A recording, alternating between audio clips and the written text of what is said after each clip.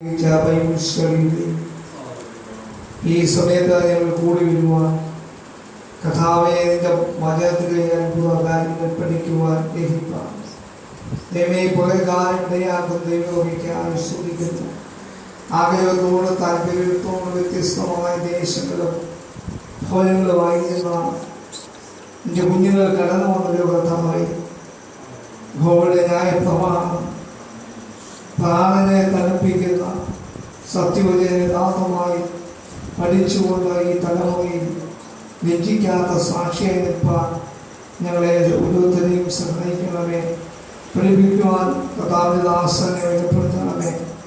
പരിശുദ്ധാത്മാവെ ഈ പ്രകാരം കഥാവിദാസനോട് ആമേ നാവോട് കൂടെ ഇരുന്ന ഞങ്ങൾക്ക് ആവശ്യമായ വചനത്തിൻ്റെ ആഴങ്ങൾ മനസ്സിൽ ഗ്രഹിപ്പിച്ചു തരുവാൻ എൻ്റെ ഭക്തിയെ കൈകൾ ഉപയോഗിക്കണമേ. കടന്നു വന്ന എല്ലാ വിഷിക്തന്മാർക്ക് ആസ്വദിക്കുന്നു, എല്ലാ ദൈവദാസന്മാർക്ക് ആസ്വദിക്കുന്നു.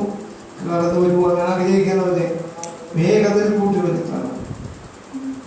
ദാസ വിഭസനെ സ്വർഗീകരണങ്ങളിലേക്ക് നിന്റെ ഉച്ചമായി നാവായി വായായി നീ ഉപയോഗിക്കണം. പ്രാർത്ഥന കേട്ടുള്ള യേശുവിൻ നാമത്തിൽ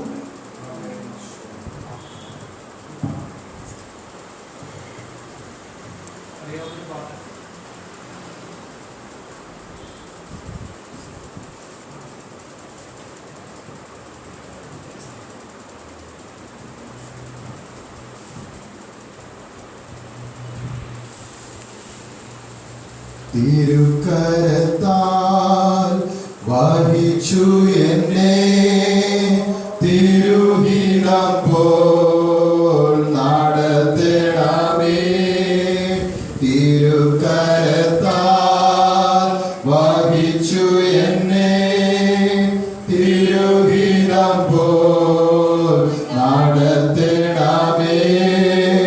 കുശവൻ കയ്യിൽ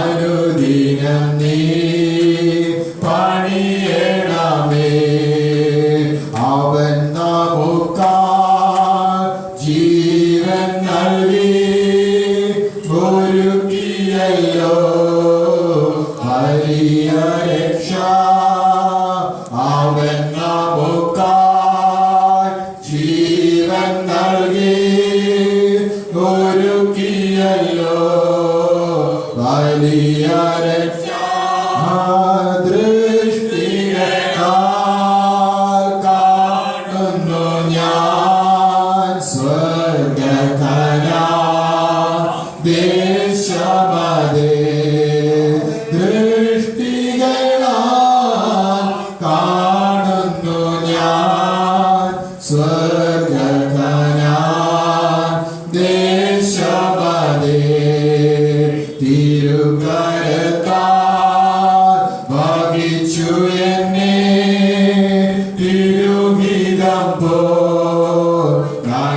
നടത്തണമേ കുശവൻ കയ്യിൽ കളിമണ്ണു ഞാൻ അനുദിനം നീ പണിയണമേ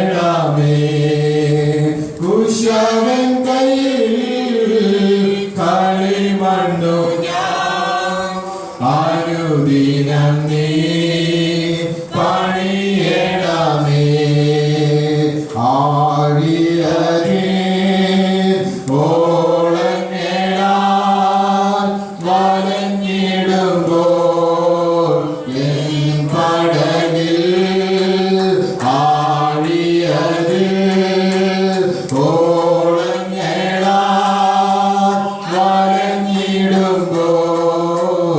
എൻ പടകിൽ എന്റെ പ്രിയൻ യേശുവുണ്ട് ചേർന്നിടുമേ ഭവനമതിൽ എന്റെ പ്രിയൻ യേശുവുണ്ട് ചേർന്നിടുമേ ഭവനമതിൽ തിരുകരത്താൽ വഹിച്ചു എന്നെ തിരുഗീതം പോൽ നടത്തണമേ കുശവൻ കയ്യിൽ കളിമണ്ണു ഞാൻ അനുദിനം നീ പണിയണമേ കുശവൻ കയ്യിൽ കളിമണ്ണു ഞാൻ അനുദിനം നീ പണിയണമേ നിൻ വചനം ധ്യാനിക്കുമ്പോൾ എൻ ഹൃദയം ആശ്വസിക്കും നിൻ വചനം ധ്യാനിക്കുമ്പോൾ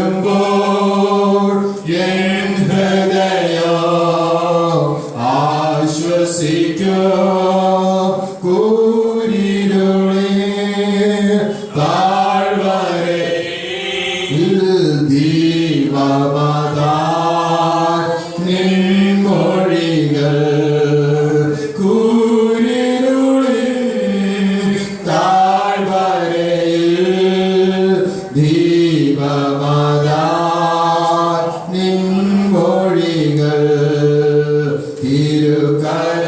തിരുകരത്താൽ വഹിച്ചു എന്നെ തിരുഗീതം പോൽ നടത്തണമേ കുശവൻ കയ്യിൽ കളിമണ്ണു ഞാൻ അനുദിനം നീ പണിയണമേ കുശവൻ കയ്യിൽ കളിമണ്ണു ഞാൻ അനുദിനം നീ പണിയണമേ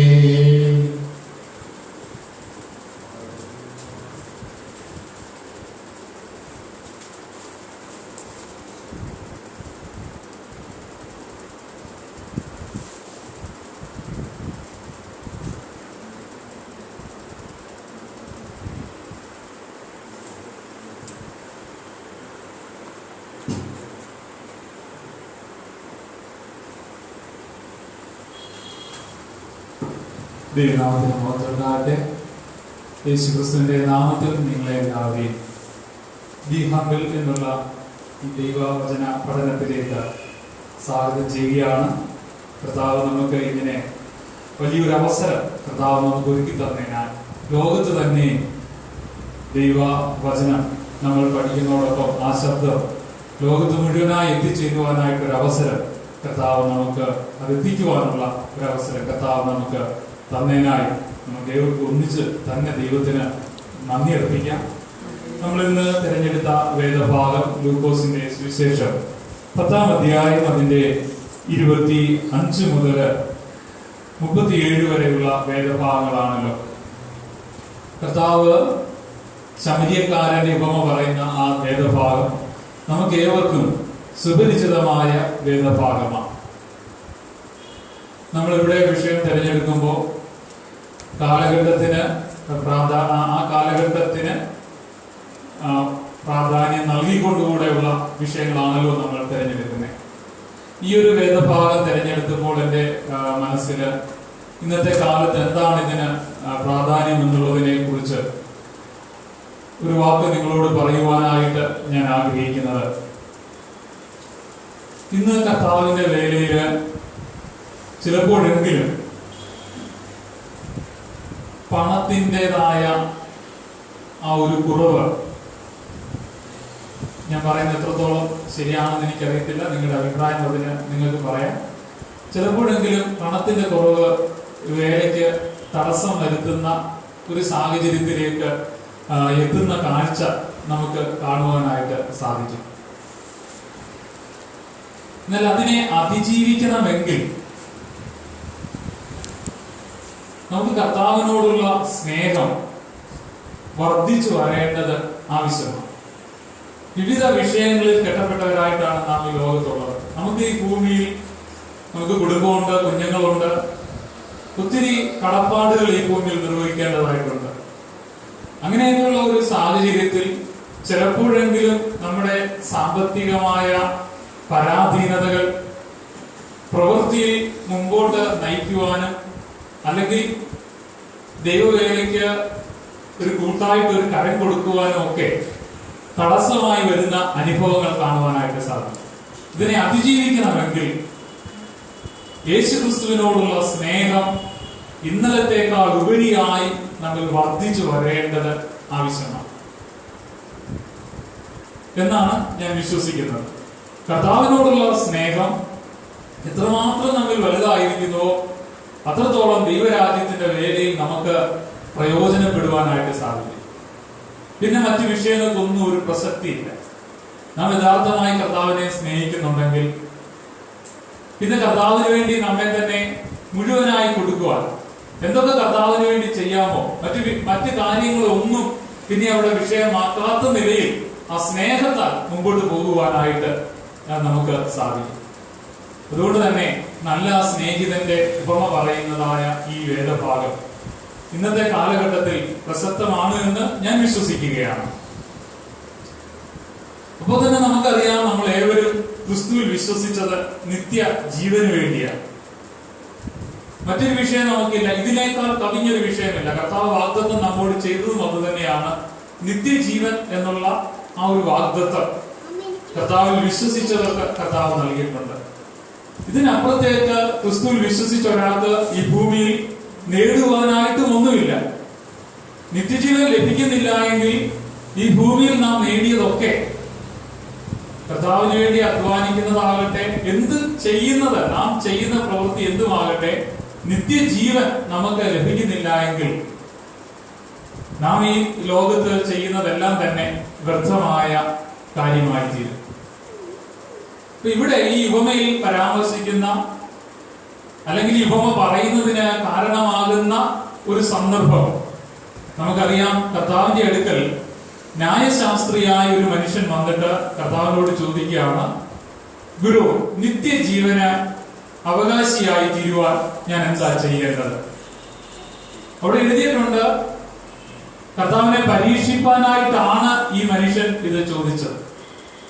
കർത്താവിൽ നിന്ന് യഥാർത്ഥമായി പഠിക്കുക എന്നുള്ള ഉദ്ദേശത്തിലല്ല, നിത്യജീവനെ പ്രാപിക്കാൻ എന്താണ് വേണ്ടതെന്ന്, ന്യായപ്രമാണത്തിൽ എന്താണ് ഉപദേശിക്കുന്നതെന്ന് നന്നായി അറിഞ്ഞിട്ടാണ് ഈ മനുഷ്യൻ കർത്താവിനോട് ഈ ചോദ്യം ചോദിക്കുന്നത്. അവിടെ പ്രത്യേകമായിട്ട് എഴുതിയിട്ടുമുണ്ട്, ഇത് കർത്താവിനെ പരീക്ഷിപ്പാൻ വേണ്ടിയാണ് ഇങ്ങനെ ഒരു ചോദ്യം ഈ ന്യായശാസ്ത്രി ചോദിച്ചതെന്നുകൂടെ എഴുതിയിട്ടുണ്ട്. കർത്താവ് അവരോട് തിരികെ ചോദിക്കുകയാണ്, നീ ന്യായപ്രമാണത്തിൽ എങ്ങനെയാണ് വായിക്കുന്നത്? എന്താ ന്യായപ്രമാണത്തിൽ നിത്യജീവനെ കുറിച്ച് അതിന്റെ സംക്ഷിപ്തം എന്താണ്? നിത്യജീവൻ പ്രാപിക്കുവാൻ വേണ്ടി ന്യായപ്രമാണത്തിൽ ചുരുക്കമായി പറയാൻ കഴിയുന്ന സംഗതി എന്താണ്? കർത്താവ് അവനെ കൊണ്ട് തന്നെ മറുപടി പറയിപ്പിക്കുക. ശാസ്ത്രിയായ മനുഷ്യനാണ്. അവൻ മറുപടി പറയുന്നു, നിന്റെ ദൈവമായ കർത്താവിനെ നീ പൂർണ്ണ ഹൃദയത്തോടും പൂർണ്ണ ആത്മാവോടും പൂർണ്ണ ശക്തിയോടും പൂർണ്ണ മനസ്സോടും കൂടെ സ്നേഹിക്കണം. നിന്റെ കൂട്ടുകാരനെ നിന്നെ പോലെ തന്നെ സ്നേഹിക്കണം. ഇപ്പൊ രണ്ട് കാര്യങ്ങളാണ് ഈ മനുഷ്യൻ ന്യായപ്രമാണത്തിൽ നിന്ന് നിത്യജീവൻ പ്രാപിക്കാനായിട്ട് എന്താണ് ന്യായപ്രമാണത്തിൽ എഴുതിയിരിക്കുന്നത് സംബന്ധിച്ച് കർത്താവിനോട് പറയുക.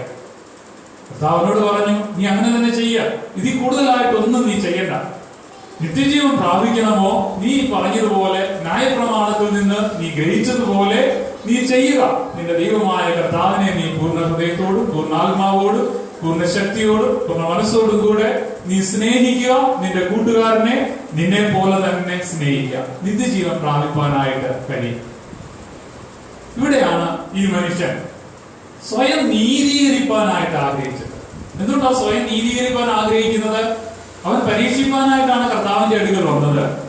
കർത്താവ് ഇവനോട് ന്യായപ്രമാണത്തിൽ എന്താണ് എഴുതിയിരിക്കുന്നത് എന്ന് ഈ വിഷയ സംബന്ധമായി കർത്താവ് ഇവനോട് ചോദിക്കുമ്പോൾ തിരിച്ചവൻ മറുപടിയും നൽകി. ശരിയായ മറുപടി തന്നെ, ശരിയായ ഉത്തരം തന്നെ അവൻ തിരികെ നൽകുകയും ചെയ്തു.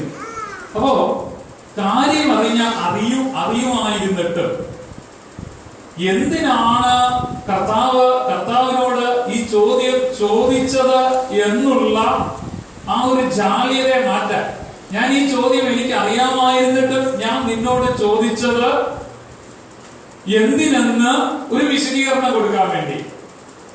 അതിന് ബൈബിൾ എഴുതിയിരിക്കുന്നതാണ് സ്വയം നീതീകരിക്കാനായിട്ട് ആഗ്രഹിച്ചിട്ട്. കാരണം അറിയാവുന്ന കാര്യമാണ് യേശുവിന്റെ അടുത്ത് വന്ന് ചോദിച്ചത് എന്തിനാണെന്ന് സുവിശേഷകാരൻ എഴുതിയിട്ടുണ്ട്. അത് പരീക്ഷിക്കാൻ വേണ്ടി ചോദിച്ചതാണ്.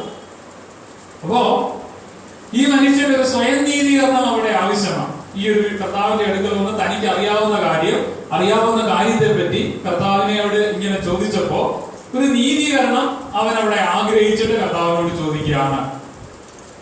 ദൈവമായ കർത്താവിനെ പൂർണ്ണ ഹൃദയത്തോടും പൂർണ്ണ ആത്മാവോടും പൂർണ്ണ ശക്തിയോടും പൂർണ്ണ മനസ്സോടും കൂടെ സ്നേഹിക്കണമെന്ന് പറഞ്ഞത് ഗ്രഹിക്കാൻ കഴിയുന്ന, മനസ്സിലാക്കാൻ കഴിയുന്ന സംഗതിയാണ്. പക്ഷേ എന്റെ കൂട്ടുകാരൻ ആരാണ്? ആ കാര്യത്തിൽ എനിക്കൊരു വിശദീകരണം വേണം. അതിന് കർത്താവ് ഒരു നല്ല ഒരു മറുപടി ഉപമയിലൂടെ കൊടുക്കുകയാണ്. എന്തിനാണ് കർത്താവ് ഉപമ പറഞ്ഞതെന്നുകൂടെ ദൈവവചനത്തിൽ നിങ്ങളെ ഓർപ്പിക്കാനായിട്ട് ഞാൻ ആഗ്രഹിക്കുന്നു. ഇവിടെ പറയുന്ന ഉപമയിൽ നിന്ന് ഒരുപക്ഷെ പെട്ടെന്ന് കാര്യങ്ങൾ മനസ്സിലാക്കാനായിട്ട് സാധിക്കുമായിരിക്കും. എന്നാൽ മറ്റു പല ഭാഗങ്ങളിലും കർത്താവ് ഉപമ പറഞ്ഞത് ദൈവവചനത്തിൽ നിങ്ങളെ ഓർപ്പിക്കട്ടെ. മത്തായി എഴുതിയ സുവിശേഷം 13-ാം അധ്യായം അതിന്റെ 11 മുതൽ താഴോട്ടുള്ള വാക്യങ്ങളിൽ നാം വായിക്കുന്നുണ്ട്. യേശുവിന്റെ അടുത്ത് ശിഷ്യന്മാർ വന്ന് ചോദിക്കുകയാണ്, കർത്താവേ, നീ എന്തിനാണ് ഞങ്ങളോട് ഉപമ പറയുന്നത്?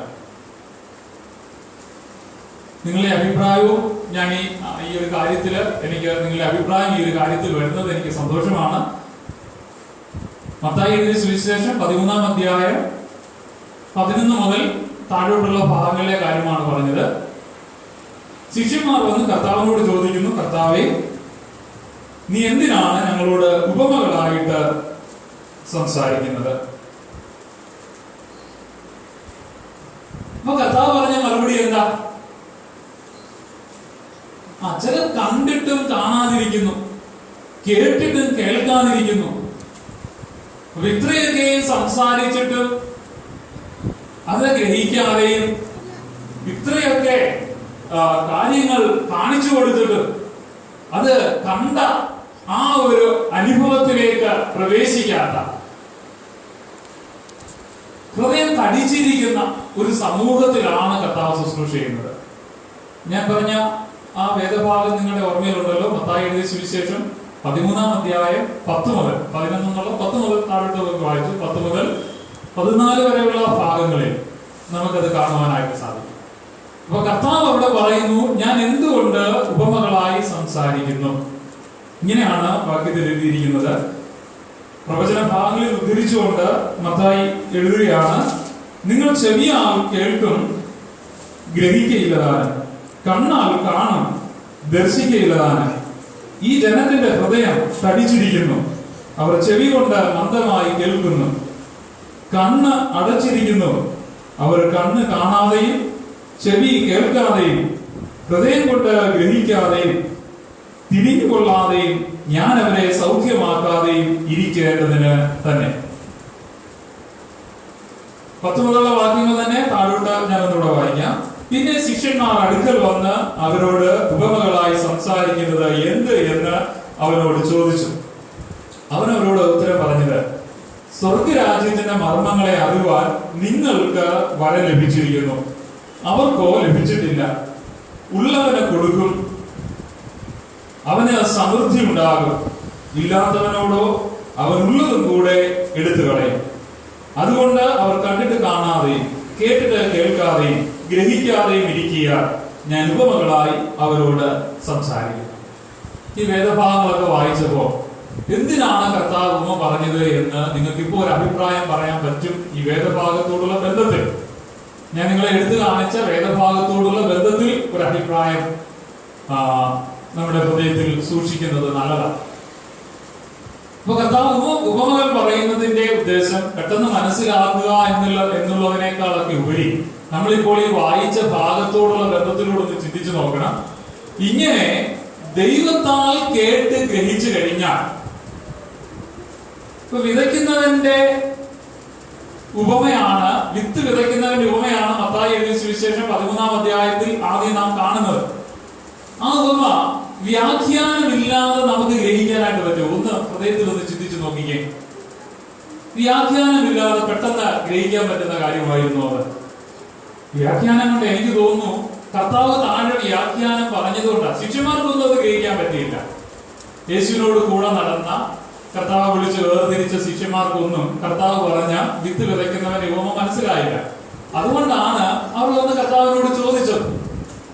ഈ കർത്താവ് പറയുന്ന ഉപമയുടെയൊക്കെ പൊരുൾ പിന്നെ വന്ന് കർത്താവിനോട് ചോദിച്ച് അവർ പഠിക്കുന്ന അനുഭവം നമുക്ക് കാണാനായിട്ട് സാധിക്കും. ഇങ്ങനെ ഉപമകൾ പറഞ്ഞ് അത് ദൈവാത്മാവിൽ നാം ഗ്രഹിച്ചു കഴിഞ്ഞാൽ ചില ഉപമകൾ പെട്ടെന്ന് മനസ്സിലാകും, ചിലത് ഒരുപക്ഷെ അങ്ങനെ സാധിച്ചില്ല എന്നിരിക്കും. എന്നാൽ ഇങ്ങനെ ഉപമകളായി സംസാരിക്കുന്നത് പരിശുദ്ധാത്മാവിൽ നാം ഗ്രഹിച്ചു കഴിഞ്ഞാൽ പിന്നെ അത് പെട്ടെന്ന് നമ്മുടെ ഹൃദയത്തിൽ നിന്ന് മാറിപ്പോകത്തില്ല എന്ന് തന്നെ നമുക്ക് വിശ്വസിക്കാം. അതവിടെ ഉറച്ചു നിൽക്കുക തന്നെ ചെയ്യും. ഇവിടെ കർത്താവ് മനോഹരമായ ഉപമ, നിന്റെ കൂട്ടുകാരൻ ആരാണ് എന്നുള്ള ബന്ധത്തിൽ കർത്താവ് തന്നെ പരീക്ഷിക്കാൻ വന്നിട്ട് സ്വയം നീതീകരിക്കാൻ ആഗ്രഹിച്ച ആ വ്യക്തിയോട് കർത്താവ് പറയുകയാണ്. ഈ ന്യായശാസ്ത്രത്തെ കുറിച്ച് ഈ ഭാഗത്തുനിന്ന് ഇത്രയും കാര്യങ്ങളൊക്കെ നാം വായിച്ചു കഴിഞ്ഞപ്പോ, അതായത് കർത്താവിനെ പരീക്ഷിക്കാനായിട്ട് യേശുവിന്റെ അടുത്ത് വന്നു,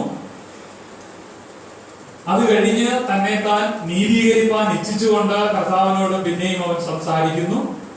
അപ്പൊ ഈ കാര്യങ്ങളിൽ നിന്ന് നമുക്ക് ഇങ്ങനെയൂടെ പറയാൻ സാധിക്കുമെന്ന് ഞാൻ വിശ്വസിക്കുകയാണ്.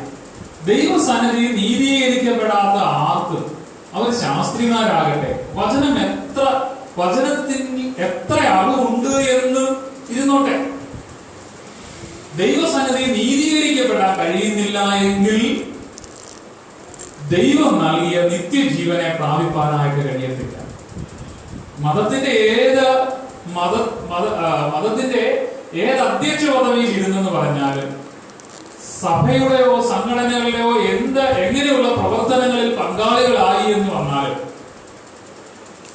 ദൈവസന്നിധിയിൽ നീതീകരിക്കപ്പെടുന്നില്ല എങ്കിൽ നമുക്ക് ദൈവം നൽകിയ നിത്യജീവനെ പ്രാപിക്കാൻ കഴിയത്തില്ല. ഇവിടെ ന്യായപ്രമാണത്തെ പഠിപ്പിക്കുന്ന വ്യക്തിയാണ്. അവൻ ഇപ്പോൾ സ്വയം നീതീകരിക്കാൻ ബന്ധപ്പെടുകയാണ്.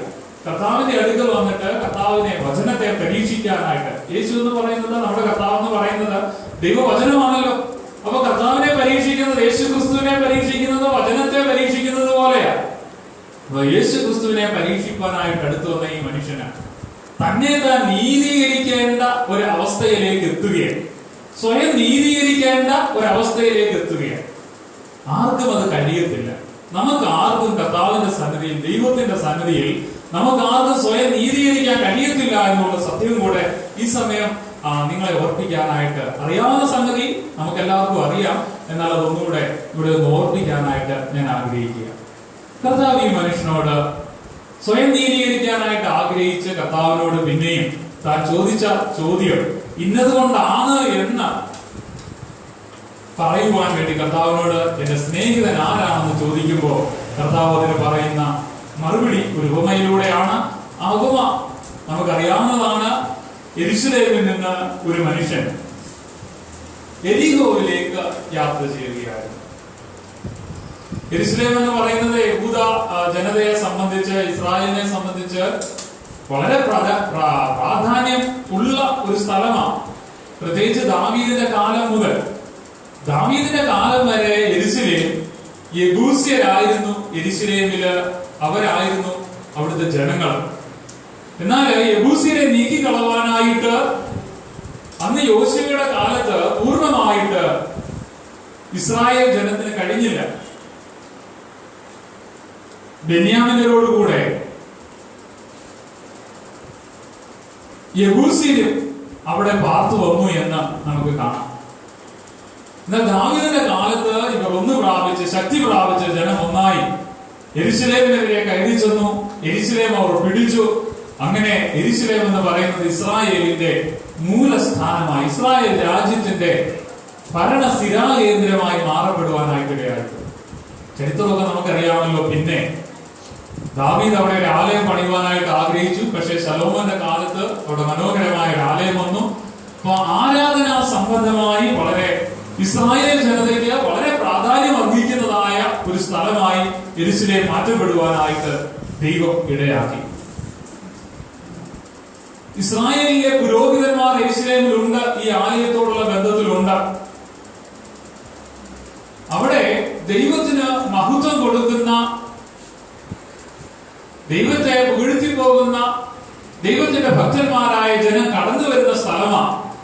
അപ്പൊ ആരാധനയുടെ സന്തോഷമുള്ള നിലനിൽക്കുന്ന ഒരു ഭവനത്തിൽ നിന്ന്, ഒരു സ്ഥലത്ത് നിന്ന് ഇവിടെ ഒരു മനുഷ്യൻ, കർത്താവ് പറയുകയാണ്, ഒരു മനുഷ്യൻ എരിഹോ എന്ന് പറയുന്ന ഒരു സ്ഥലത്തേക്ക് യാത്ര ചെയ്യുകയാണ്. ആ നഗരത്തെ കുറിച്ചും നമുക്കറിയാം. ആ നഗരം ഒരു നാളും പണിയപ്പെടരുതെന്നാണ് ദൈവത്തിന്റെ ദാസനായ യോശുവ ആഗ്രഹിച്ച് ദൈവസന്നിധി പ്രസ്താവിക്കുന്നത്. ഈ നഗരം പണിയുന്നവൻ ശപിക്കപ്പെട്ടവനെന്നാണ് യോശുവ അന്ന് പ്രസ്താവിച്ചത്. എന്നാൽ ഇസ്രായേലിലെ രാജാക്കന്മാരിൽ, പ്രത്യേകിച്ച് ഇസ്രായേൽ രണ്ട് രാജ്യമായി വിഭജിക്കപ്പെട്ടതിന് ശേഷം വടക്കൻ ഇസ്രായേലിന്റെ രാജാവായ ആഹാബിന്റെ കാലത്ത് യെരിഹോ നഗരം പണിയപ്പെട്ടു എന്ന് നമുക്കറിയാം. പക്ഷെ അന്ന് പണിഞ്ഞപ്പോ ദൈവത്തിന്റെ ദാസനായ യോശുവ പറഞ്ഞതുപോലെ ഈ പണിത വ്യക്തിയുടെ മക്കൾ അവരുടെ തലമുറയ്ക്ക് ഛേദം വരുവാനായിട്ട് ഇടയായിത്തീർന്നു. ഈ ശാപം ആ പട്ടണത്തിൽ പിന്നെയും ശാപം പിന്തുടർന്നു. ദേശം ഗർഭനാശകമാണ്, അവിടുത്തെ വെള്ളം കുടിക്കാൻ കൊള്ളത്തില്ല. ഈ കാര്യങ്ങളൊക്കെ നാം രാജാക്കന്മാരുടെ പുസ്തകത്തിൽ വായിക്കുന്നുണ്ട്. എന്നാൽ എലീശാ പ്രവാചകന്റെ കാലത്ത് ആ ഒരു അവസ്ഥയ്ക്ക് ഒരു മാറ്റം വരുന്നത് നമുക്കറിയാം. അപ്പൊ അനുഗ്രഹത്തിന്റെ പശ്ചാത്തലമുള്ള ഒരു നഗരത്തിൽ നിന്ന് ശാപത്തിന്റെ പശ്ചാത്തലമുള്ള ഒരു നഗരത്തിലേക്ക് ഒരു മനുഷ്യൻ യാത്ര ചെയ്യുകയാണ്. വേണമെങ്കിൽ, സന്തോഷമാണെങ്കിൽ നമുക്ക് പറയാം, അനുഗ്രഹത്തിൽ നിന്ന് ശാപത്തിലേക്ക് യാത്ര ചെയ്യുന്ന മനുഷ്യൻ. ഏറെക്കുറെ ഈ ഭൂമിയിൽ അമ്മയുടെ ഉദരത്തിൽ നിന്ന് വന്നിട്ടുള്ള എല്ലാ മനുഷ്യരുടെയും സ്ഥിതി ഇത് തന്നെയാണ്. കാരണം ദൈവം, സർവശക്തനായ ദൈവം മനുഷ്യനെ എല്ലാ അനുഗ്രഹങ്ങളും കൂടെ അധികാരത്തോടുകൂടെ ഏദൻ തോട്ടത്തിൽ ദൈവം അവനെ പാർപ്പിച്ചു. അവിടെ എല്ലാ അധികാരങ്ങളും ദൈവം അവന് നൽകി. തോട്ടത്തിലുള്ള എല്ലാ വൃക്ഷങ്ങളുടെയും ഫലം തിന്നുവാൻ അവന് അധികാരം കൊടുത്തു. ദൈവം സൃഷ്ടിച്ച സകല സൃഷ്ടികളെ വാഴുവാനുള്ള അധികാരം ഉണ്ടായിരുന്നു. എന്നാൽ പിശാചിന്റെ തന്ത്രങ്ങൾ കൊണ്ട് മനുഷ്യൻ ദൈവത്തിന്റെ വചനത്തിൽ അവിശ്വസിച്ചു.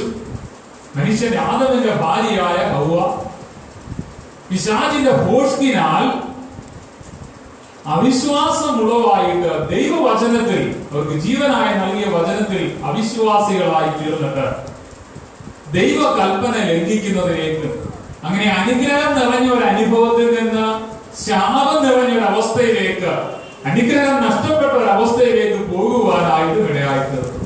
ഇന്ന് ഭൂമി ജനിച്ചു വീഴുന്ന എല്ലാ വ്യക്തികളെയും സ്ഥിതി തന്നെയാണ്. അവരിൽ എന്തുണ്ട്?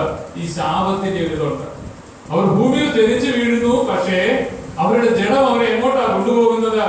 ശാപത്തിലേക്ക്, മരണത്തിലേക്ക് കൊണ്ടുപോവുകയാണ്.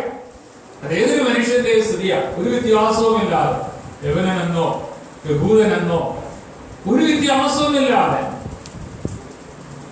സംസ്കാര രാജ്യങ്ങളെ ഒന്നും, ജാതി മതവർഗങ്ങളെ ഒന്നും വ്യത്യാസമില്ലാതെ എല്ലാ മനുഷ്യരിലും പാപത്തിന്റെ ഒരു സ്വാധീനം കാണാം. അതുകൊണ്ട് അവരെങ്ങോട്ട് കടന്നു പോവുക? മരണത്തിലേക്ക് കടന്നു പോവുക.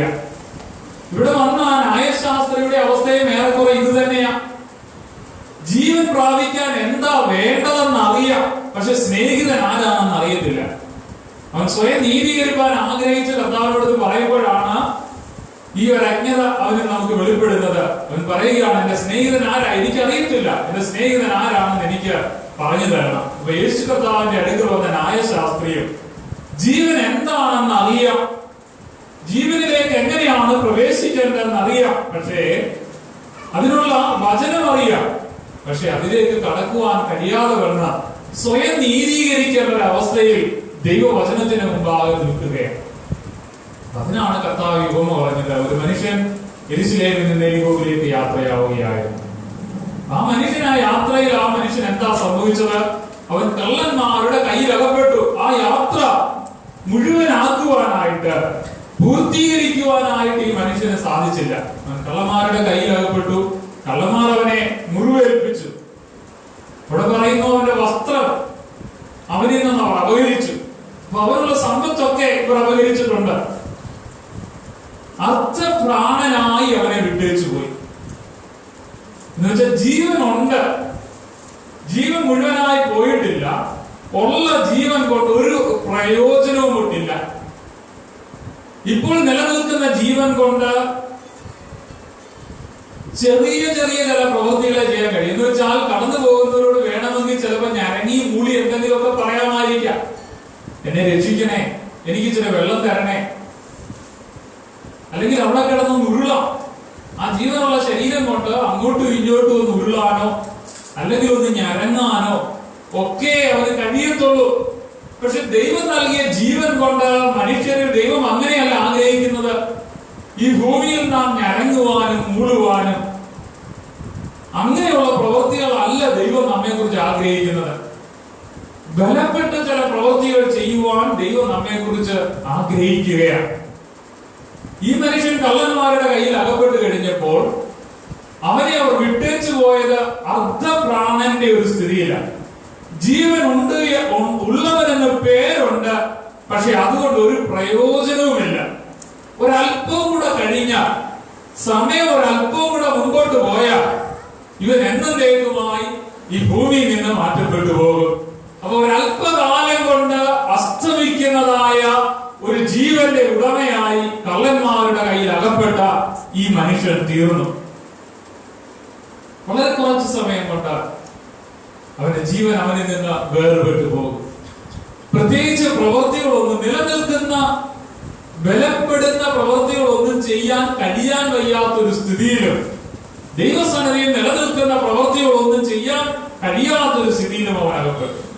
അപ്പോൾ തന്നെ അവന്റെ വസ്ത്രവും അവന് നഷ്ടമായി എന്ന് നമുക്ക് കാണുവാനായിട്ട് സാധിക്കും.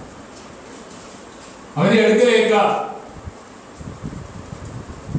ഇസ്രായേൽ ജനത്തിനു വേണ്ടി ദൈവസന്നിധിയിൽ മധ്യസ്ഥത ചെയ്യുന്ന ഒരു പുരോഹിതൻ വന്നു. ദൈവം ഒരു പുരോഹിതനെ ആക്കിയത് എന്തിനു വേണ്ടിയാ നമുക്കറിയാം. ആ പുരോഹിതനിലൂടെ ആർക്ക് അവൻ പുരോഹിതനായിരിക്കുന്നുവോ, ദൈവം അവനെ ആർക്ക് വേണ്ടി പുരോഹിതനാക്കിയോ അവർക്ക് വേണ്ടി മധ്യസ്ഥത ചെയ്യാനാ, അവരുടെ ജീവൻ ദൈവസന്നിധിയിൽ നിലനിൽക്കുവാനാ ദൈവം അവനെ പുരോഹിതനാക്കിയത്. അതിനുവേണ്ടിയാണ് ഇവൻ യാഗ വസ്തുക്കളുമായിട്ട്, തനിക്കൊരു മധ്യസ്ഥത ദൈവസന്നിധി ലഭിക്കാൻ വേണ്ടിയാണ് പുരോഹിതന്റെ അടുക്കൽ ചെന്ന് ദൈവത്തിൽ നിന്നൊരു കൃപയ്ക്ക് വേണ്ടി പുരോഹിതന്റെ അടുക്കൽ ചെല്ലുകയാണ്. പുരോഹിതൻ ഇവന്റെ കയ്യിൽ നിന്ന് യാഗ വസ്തുക്കളൊക്കെ വാങ്ങി ഇവന് വേണ്ടി ദൈവസന്നിധിയിൽ ഈ അർപ്പണങ്ങളൊക്കെ നടത്തി ഒരു മധ്യസ്ഥതയ്ക്ക് മുഖാന്തരമായി തീരുകയാണ്. ചുരുക്കി പറഞ്ഞാൽ, ഒരു ആർക്ക് വേണ്ടി ദൈവം ഒരുവനെ പുരോഹിതനാക്കിയോ അവന്റെ ജീവന്റെ ബലത്തിനു വേണ്ടിയും അവന്റെ സമാധാനത്തിനും സന്തോഷത്തിനു വേണ്ടിയും ഒക്കെയാണ് ഇവർ ഈ ശുശ്രൂഷ ചെയ്യേണ്ടത്. പക്ഷേ കർത്താവ് പറയുന്നു, ഈ പുരോഹിതൻ ഇവന്റെ അടുക്കലൂടെ കടന്നുപോയിട്ട് ഇവനെ കണ്ടിട്ട് മാറി കടന്നുപോയി. അവനുവേണ്ടി ഒന്നും ചെയ്തില്ല. അവൻ മരിച്ചൊന്നും പോയില്ല. മരിച്ചു പോയിരുന്നെങ്കിൽ അവനെ തൊടാനായിട്ട് വ്യവസ്ഥ അനുവദിക്കുന്നില്ല. മരിച്ചു പോയാൽ പിന്നെ അവൻ അശുദ്ധനാണ്. പക്ഷെ മരണം അവന് സംഭവിച്ചിട്ടില്ല. അവന്റെ മരണത്തിലേക്ക് അവൻ കടന്നു പോയിക്കൊണ്ടിരിക്കുന്നതേ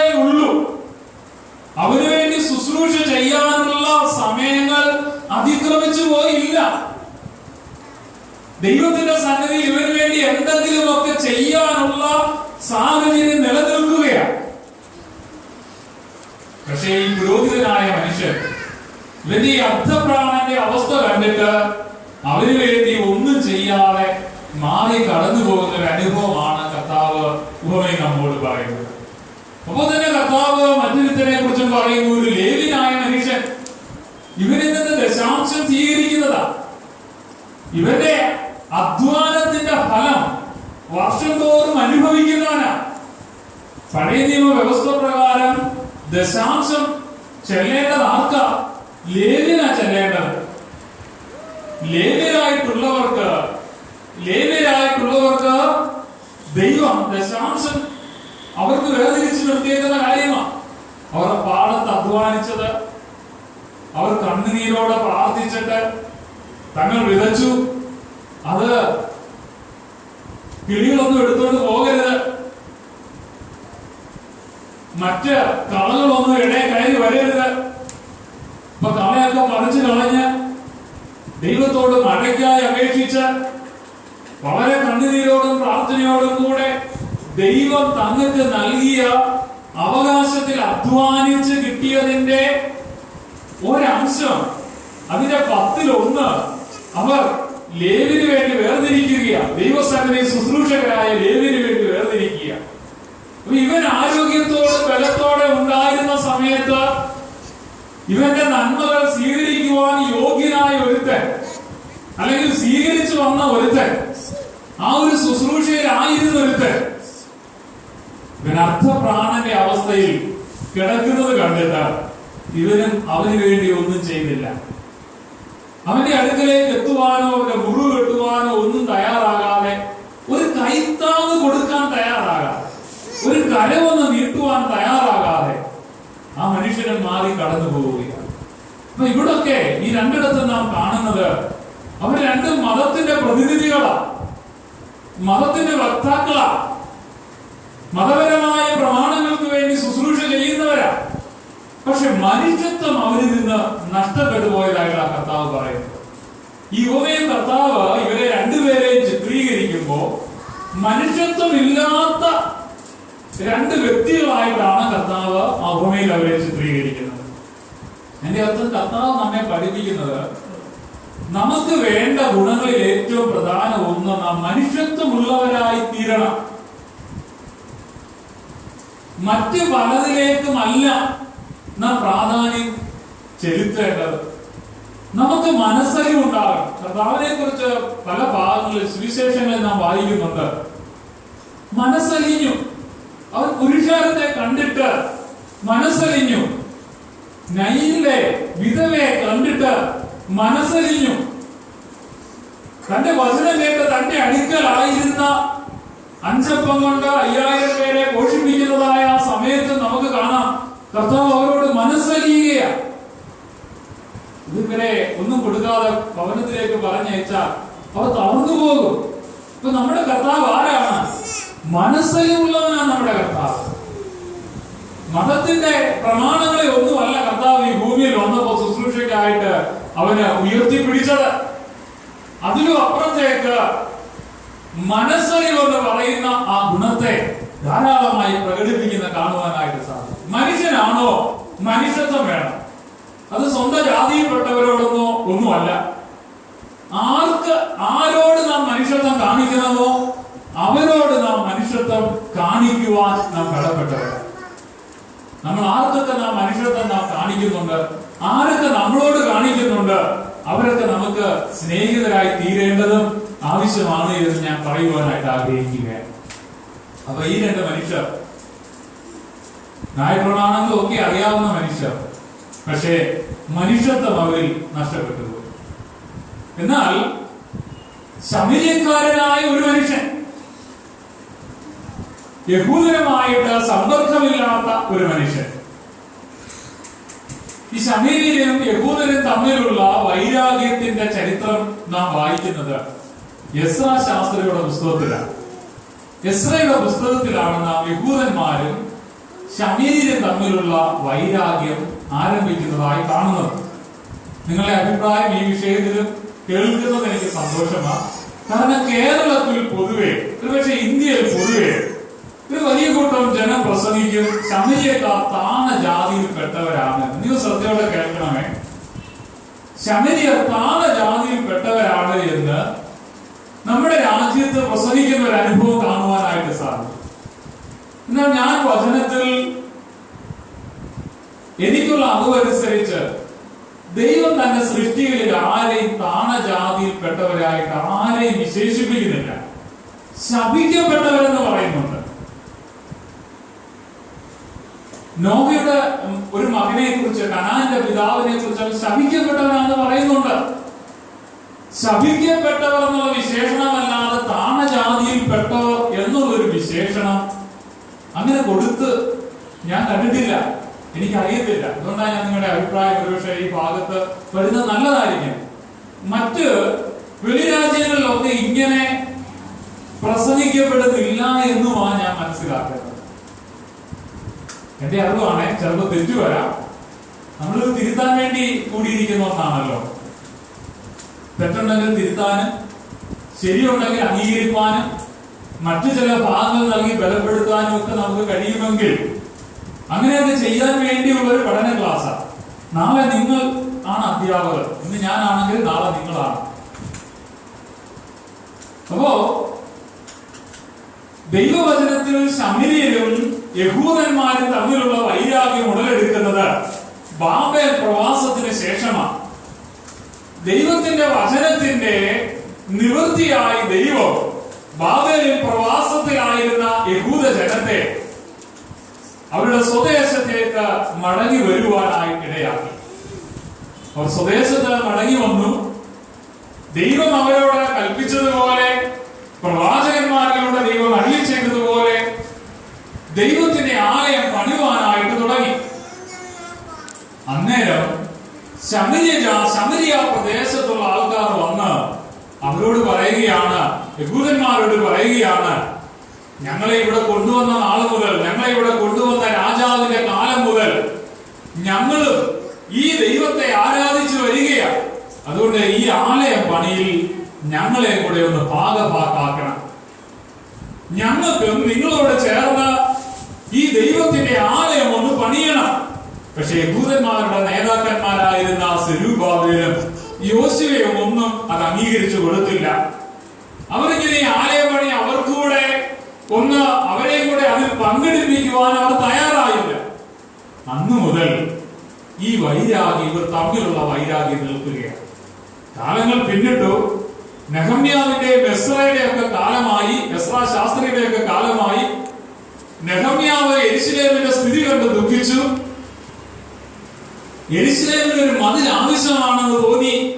മതിൽ പണിയാൻ രാജാവിനോട്, ചക്രവർത്തിയോട് അനുവാദം ചോദിച്ച് സ്വദേശത്തേക്ക് മടങ്ങി വരുന്ന നെഹമ്യാവിനും മതിൽ പണിയിൽ എതിര് നിൽക്കുന്ന ഒരു ശമരിയ ജാതിയെ നമുക്ക് കാണുവാനായിട്ട് സാധിക്കും. അപ്പോ ഇവർ തമ്മിലുള്ള സമ്പർക്കമില്ലായ്മയുടെ ആരംഭമാണ് ഞാൻ ഇവിടെ പറഞ്ഞത്. പറയാനുള്ള ഒരു കാരണം ഇതാണ്, നമ്മുടെ രാജ്യത്ത് ശമരിയർ ഒരു താണ ജാതിയാണെന്നുള്ള നിലയിലുള്ള ചിന്താഗതി വളർന്നു നിൽക്കുകയാണ്. ഒരുപക്ഷെ നമ്മുടെ രാജ്യത്തിന്റെ സ്ഥിതിഗതികൾ കൊണ്ടായിരിക്കാം, ഒരു കാലത്തെ നമ്മുടെ രാജ്യത്തിന്റെ അവസ്ഥകൾ കൊണ്ടായിരിക്കാം. ഐത്വമൊക്കെ ഉണ്ടായിരുന്ന നാടാണല്ലോ നമ്മുടെ രാജ്യം. അതിനോടുള്ള ബന്ധത്തിൽ ചിലപ്പോൾ നമ്മളിൽ വന്നതായിരിക്കാം. വചനാടിസ്ഥാനത്തിലാണ് എന്ന് എനിക്കിതുവരെ മനസ്സിലായിട്ടില്ല. വചനാടിസ്ഥാനത്തിലാണ് നമ്മുടെ പ്രസംഗങ്ങളിലൊക്കെ നാം ഇങ്ങനെ താണജാതിക്കാരിയായ സ്ത്രീ എന്നൊക്കെ പറഞ്ഞ് പ്രസംഗിക്കുന്നതെന്ന് എനിക്ക് മനസ്സിലായിട്ടില്ല. നിങ്ങൾക്ക് ആർക്കെങ്കിലും ഏതെങ്കിലും വേദഭാഗത്തിൽ നിന്ന് മനസ്സിലായിട്ടുണ്ടെങ്കിൽ അതെന്നെ ഒന്ന് മനസ്സിലാക്കി തന്നാൽ കൊള്ളാമെന്ന് ഈ സമയത്ത് ഞാൻ അറിയിക്കുകയാണ്.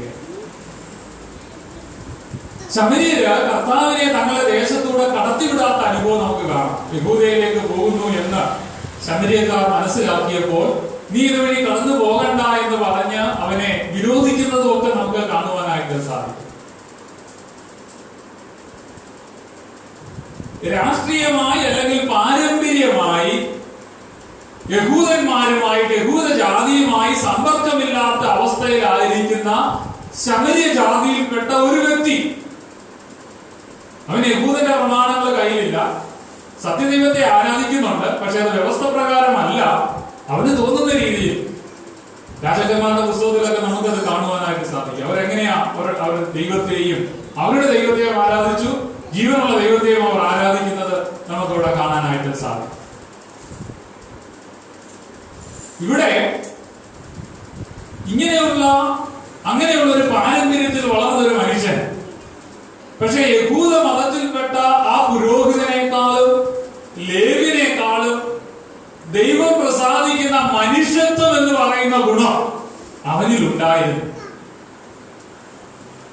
ഈ മനുഷ്യൻ കള്ളന്മാരുടെ കയ്യിൽ അകപ്പെട്ട് അർദ്ധപ്രാണനായി അവിടെ കിടക്കുമ്പോ ഇവൻ യഹൂദനാണെന്നോ ഞാനുമായി എന്റെ ജാതിയുമായി അല്ലെങ്കിൽ എന്റെ ദേശവുമായി സമ്പർക്കമില്ലാത്തവനാണെന്നോ ഒന്നും ചിന്തിച്ചില്ല. രാജ്യങ്ങളുടെ വ്യത്യാസം കണ്ടില്ല, മതത്തിന്റെ വ്യത്യാസം കണ്ടില്ല, വർണ്ണവർഗ വ്യത്യാസങ്ങളൊന്നും അവൻ കണ്ടില്ല. കിടക്കുന്നത് ദൈവത്തിന്റെ ഒരു സൃഷ്ടിയാണ്. എന്നെ പോലെയുള്ള ഒരു മനുഷ്യനാണ്. എന്റെ ശരീരത്തിലൂടെ ഓടുന്ന രക്തം പോലെ, ഒഴുകുന്ന രക്തം പോലെ അവന്റെ ശരീരത്തിലൂടെ ഒഴുകുന്ന രക്തം ചുവന്ന കളറാണെന്ന് അവൻ അറിയാം.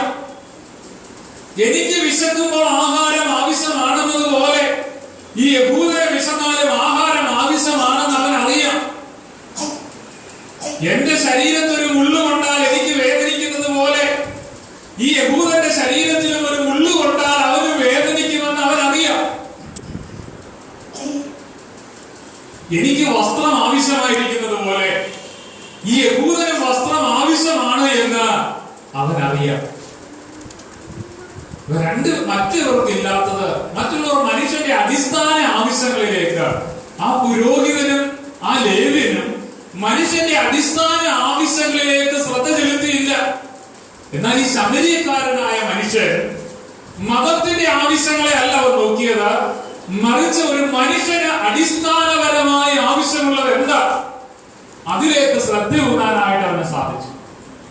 അതുകൊണ്ട് ആവശ്യം വന്ന സമയത്ത് മനുഷ്യത്വം അവൻ പ്രകടമാക്കുക, മനസ്സിൽ അവൻ കാണിക്കുകയാണ്, അതിനുവേണ്ടി ത്യാഗം ചെയ്യുവാൻ അവൻ തയ്യാറാവുകയാണ്. ഒരു വഴി പോവുകയാ, ആ വഴിയിലൊന്ന് നിൽക്കാൻ ഈ മനുഷ്യന്റെ രക്തമൊക്കെ അവനെ എടുത്ത് തന്റെ കഴുതപ്പുറത്ത് കയറ്റിയെന്നല്ല നാം വായിക്കുന്നത്.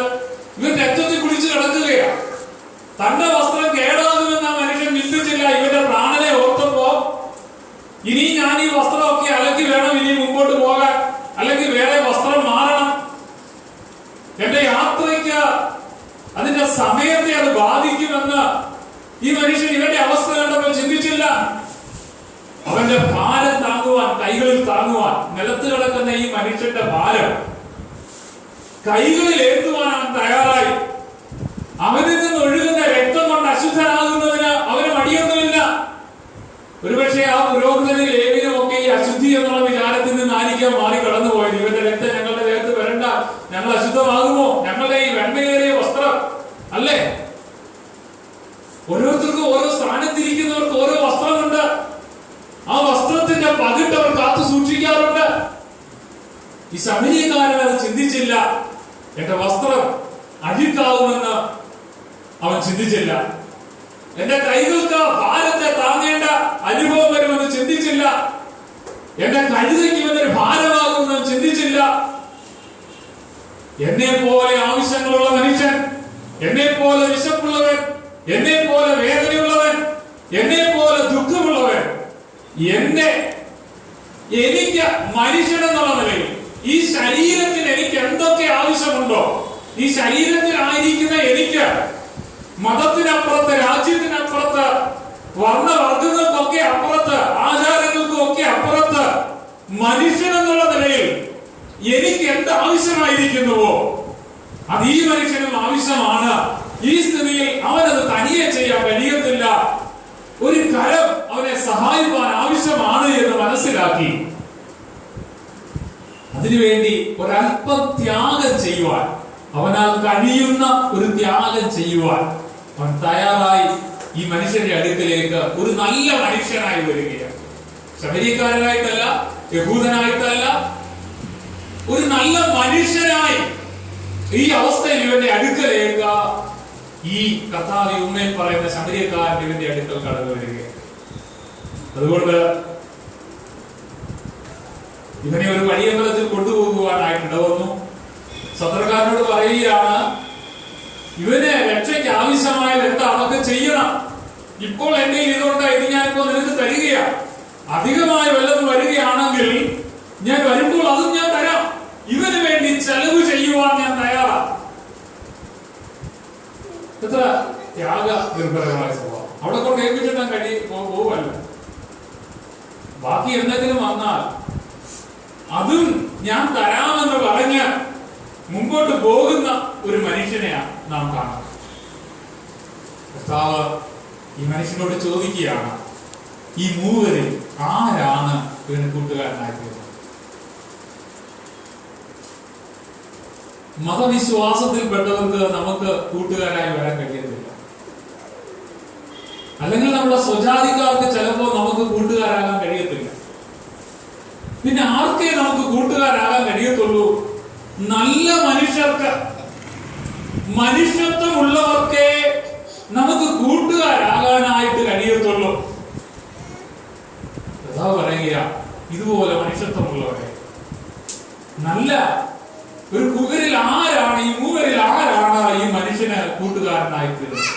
പറയുന്നു, ആ ശബരിയക്കാരൻ. അവനോട് കർത്താവ് പറഞ്ഞ വാക്കെന്താണ്? അങ്ങനെയാണെങ്കിൽ നീയും പോയി അങ്ങനെ തന്നെ ചെയ്യുക. എങ്ങനെ തന്നെ ചെയ്യുക? എന്റെ ദൈവമായ കർത്താവിനെ നീ പൂർണ്ണ ഹൃദയത്തോടും പൂർണ്ണാത്മാവോടും പൂർണ്ണശക്തിയോടും പൂർണ്ണ മനസ്സോടും കൂടെ സ്നേഹിക്കണം.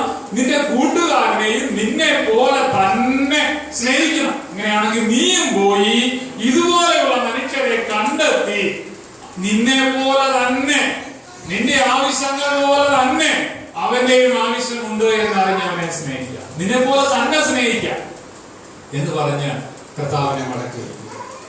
എന്റെ പ്രിയപ്പെട്ടവരെ, ഈ വഴിയരികിൽ അർദ്ധപ്രാണനായി കിടന്ന മനുഷ്യന് നഷ്ടമായത് എന്തൊക്കെയാണ്? നമ്മുടെ സമയം കൂടെ മുമ്പോട്ട് പോകുന്നത് കൊണ്ട് വാക്കുകളെ ഉപസംഹരിക്കാനും കൂടെ ഞാൻ ആഗ്രഹിക്കുകയാണ്.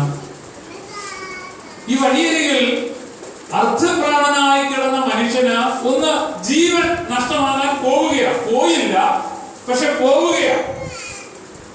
വസ്ത്രം നഷ്ടമായി, വസ്ത്രം നഷ്ടപ്പെട്ടു പോയി.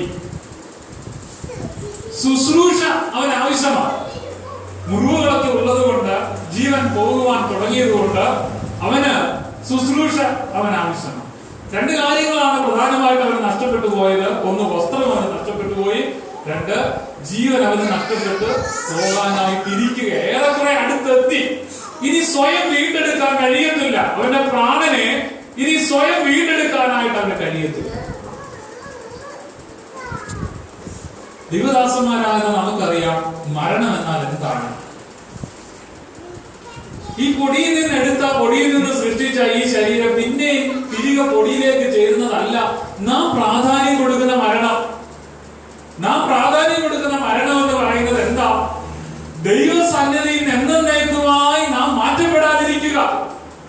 നാം ഭൂമിയിലാണെങ്കിലും മരിച്ചതിന് ശേഷമാണെങ്കിലും ദൈവത്തോട് ചേർന്ന് വസിക്കുവാൻ നമുക്ക് കഴിയുന്നില്ല. ഈ ഭൂമിയിൽ നാം ആയിരുന്ന സമയത്ത് അങ്ങനെ ആയിരുന്നു നമ്മുടെ ജീവിതമെങ്കിൽ അതാ നാം പ്രാധാന്യം കൊടുക്കേണ്ടതായ മരണം. ദൈവത്തോട് ചേർന്ന് വസിക്കുവാൻ ഈ ഭൂമിയിലായിരിക്കുമ്പോഴും മരണത്തിന് ശേഷവും ദൈവത്തോട് ചേർന്ന് വസിക്കുവാൻ കഴിയാത്ത അവസ്ഥയാണ് യഥാർത്ഥ മരണം. അപ്പൊ ആ മരണത്തിലേക്ക്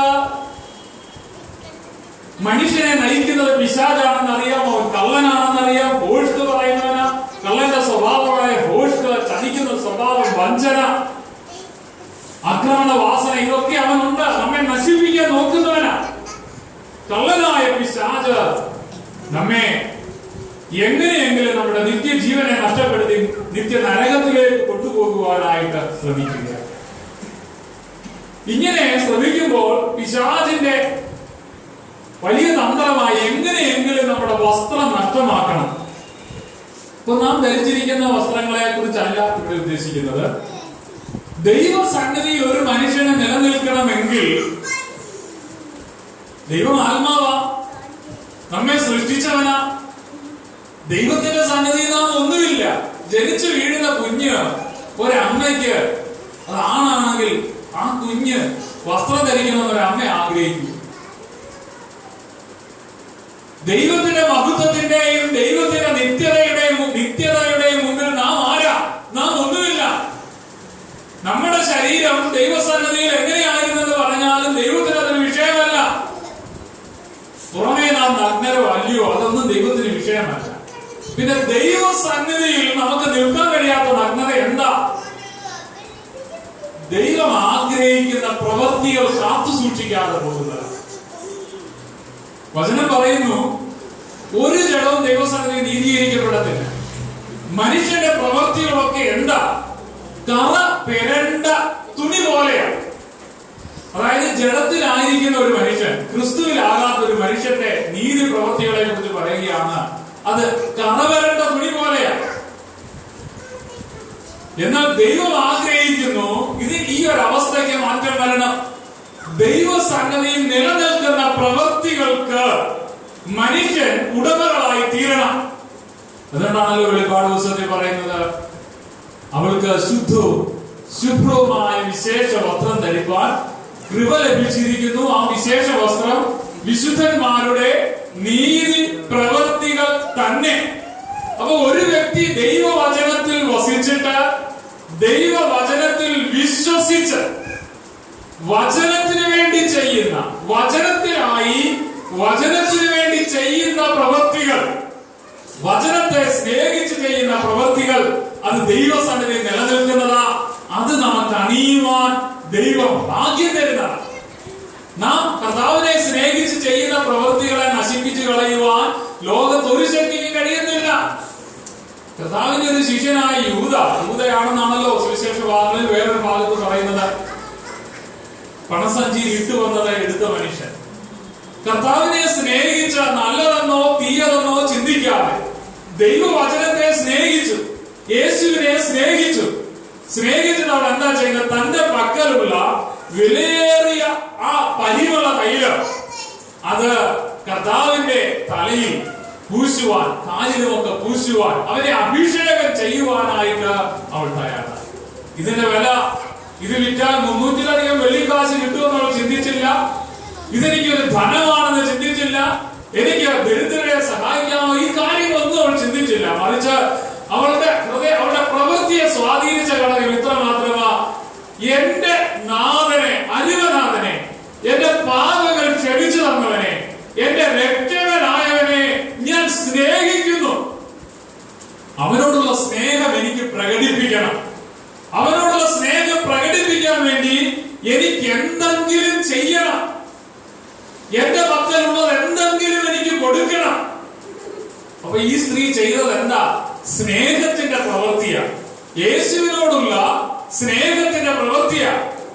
യേശുവിനോടുള്ള വിശ്വാസവും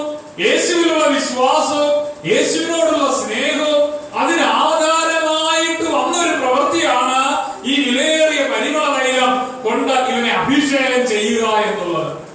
അത് കണ്ടു നിന്നവർ അവളെ കുറ്റപ്പെടുത്തി. ഇതൊരു വെറും പണിയായിപ്പോയി. അതായത് ഈ തൈലം ഇപ്പോൾ ഇവന്റെ ശരീരത്തിൽ വീണിട്ട് ഇപ്പൊ നിലത്തോട്ട് വന്ന് അതൊക്കെ പോകും. കുറച്ചു കഴിഞ്ഞ് പിന്നെ പോയി ഒന്ന് കുളിച്ചു കഴിഞ്ഞാൽ ആ തൈലത്തിന്റെ സൗരഭ്യവും പോകും, ഒക്കെ പോകും. ഇത് മുഴുവൻ ഇവന്റെ തലയിൽ ഒഴിച്ചത് ഒരു വെറുതെയായ പ്രവൃത്തിയായിരുന്നു. കർത്താവ് അവളെ കുറ്റപ്പെടുത്തിയവരോട് തന്നെ സ്നേഹിച്ച് ആ പ്രവൃത്തി നഷ്ടമാണോ ലാഭമാണോ എന്നൊന്നും ചിന്തിക്കാതെ തന്നെ സ്നേഹിച്ച്, തന്നിലുള്ള വിശ്വാസം കൊണ്ട്, തന്നോടുള്ള സ്നേഹം കൊണ്ട്, തനിക്ക് വേണ്ടി ഈ പ്രവൃത്തി ചെയ്ത ഈ സ്ത്രീയെ കുറിച്ച് കർത്താവ് എന്താ പറയുന്നത്? ഇവളെങ്കിൽ നല്ല പ്രവൃത്തിയാണ് ചെയ്തത്. ഈ സുവിശേഷം പ്രസംഗിക്കുന്നിടത്തെല്ലാം ഇവൾ ചെയ്തത് ഇവളുടെ ഓർമ്മയ്ക്കായി പ്രസ്താവിക്കപ്പെടും. തുച്ഛീകരിക്കപ്പെടേണ്ട പ്രവൃത്തിയല്ല ഇവൾ ചെയ്തത്. എന്നെ സ്നേഹിച്ച് ഇവൾ ചെയ്ത പ്രവൃത്തി നിലനിൽക്കുന്ന പ്രവൃത്തിയാണ്. അപ്പൊ കർത്താവിനെ സ്നേഹിച്ച്, കർത്താവിൽ വിശ്വസിച്ച്, കർത്താവിനെ സ്നേഹിച്ച് ചെയ്യുന്ന പ്രവൃത്തികൾ അത് നിലനിൽക്കുന്നത്. ദൈവസന്നിധിയിൽ അത് അണിയുവാൻ ദൈവം നമുക്ക് ഭാഗ്യം തരും. ഈ ഭൂമിയിൽ ദൈവം നമ്മോട് പറഞ്ഞിട്ടുണ്ട്,